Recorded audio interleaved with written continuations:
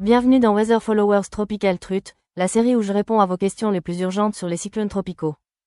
La question d'aujourd'hui est intéressante et nous vient de Sarobidira Kotomalala, qui demande: qu'est-ce qu'un vortex résiduel ou les restes d'un cyclone tropical? Lorsqu'un cyclone tropical se déplace au-dessus des terres ou dans un environnement défavorable, il perd son cœur chaud et humide et n'est plus classé comme un cyclone tropical. Le terme « reste » ou « vortex résiduel » fait référence à la zone de basse pression restante. Bien que les vents puissants aient disparu, le système peut toujours contenir une immense quantité d'humidité. Le principal danger survient lorsque ces restes deviennent lents ou stationnaires, déversant des pluies torrentielles sur une zone concentrée et provoquant des inondations catastrophiques et des glissements de terrain bien après la dissipation de la tempête initiale. Cette région n'est pas étrangère à la puissance destructrice des restes de cyclones.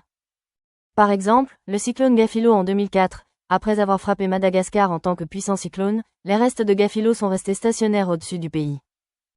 Cela a provoqué des inondations massives qui ont été plus meurtrières et destructrices que les dégâts causés par le vent initial. Plus récemment, en 2019, les restes d'Idai sont devenus lents au-dessus du Mozambique, du Zimbabwe et du Malawi. Ils ont continué à déverser des pluies historiques, causant la majorité des décès et une crise humanitaire massive. Un exemple plus récent, en 2024, les restes lents de Gaman ont causé de fortes pluies, des glissements de terrain et des inondations qui ont entraîné des décès et le déplacement de milliers de personnes après que le cyclone ait déjà été rétrogradé. Dans le monde de la météorologie tropicale, la dissipation d'une tempête est souvent un terme trompeur.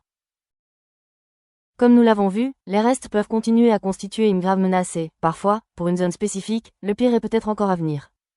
C'est tout pour le Tropical Truth d'aujourd'hui. Si vous avez des questions que vous aimeriez que j'aborde, veuillez laisser un commentaire ci-dessous. Si vous avez trouvé cette vidéo utile ou intéressante, n'hésitez pas à lui donner un pouce en l'air et à la partager avec vos amis et votre famille. Et n'oubliez pas de vous abonner pour plus de contenu comme celui-ci. À la prochaine.